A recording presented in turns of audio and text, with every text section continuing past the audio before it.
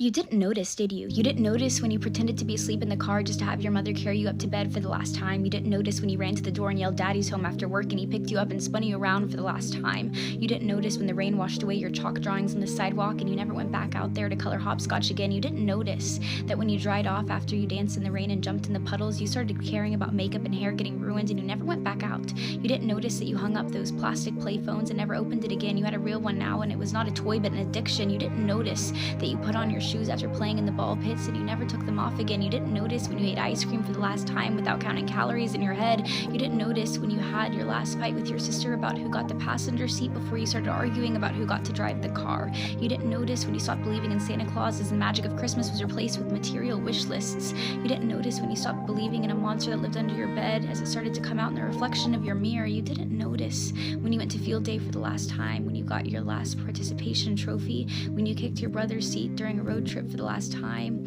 when you had your last play date with your Barbies, when you had your last Disney movie night with your family. You didn't notice that grandparents don't last forever. You didn't notice that your childhood cat wasn't eternal. You didn't notice your parents are growing up too. You didn't notice it, do you?